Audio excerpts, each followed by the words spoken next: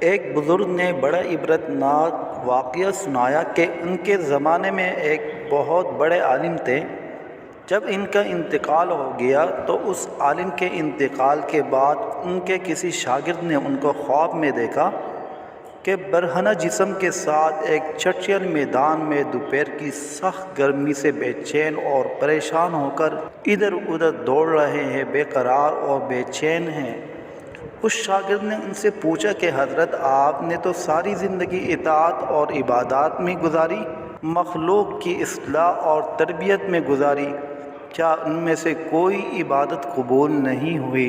انہوں نے جواب میں ارشاد فرمایا، ایسا نہیں ہے، بلکہ اللہ تعالیٰ نے جن اعمال صالحہ کی توفیق دی تھی وہ سب قبول ہو گئے، لیکن جس عذاب میں مبتلا ہوں وہ ایک سوئی کی وجہ سے ہو رہا ہے۔ شاگرد نے پوچھا، وہ کیسے؟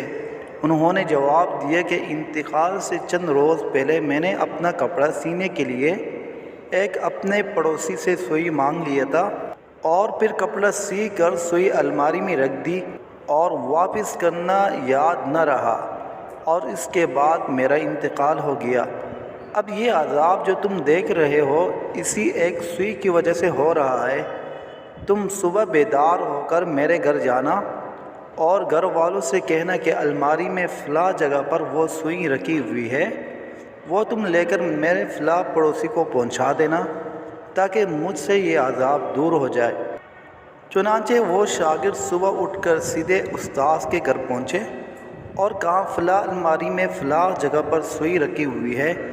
گھر والوں نے دیکھا تو بتایا کہ ہاں رکھی ہوئی ہے۔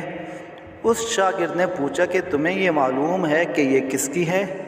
انہوں نے بتایا کہ ہاں، مرحوم فلاں پڑوسی سے لائے تھے، اور ہم نے سوچا کہ ذرا آنے جانے والوں کا سلسلہ ختم ہو تو یہ سوئی ان کو واپس کر دیں گے۔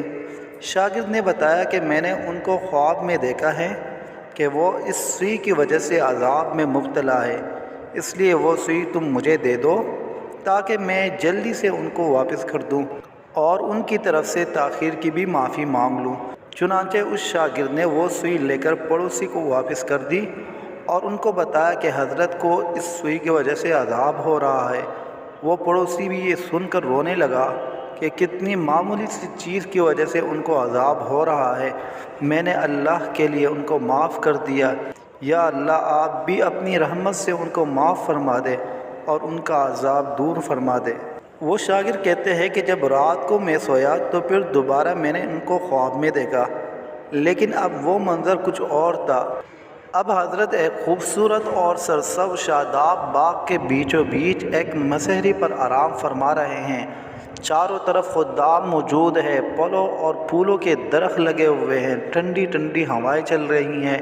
میں نے قریب جا کر ان کو سلام کیا اور پوچھا کہ اب کیا حال ہے؟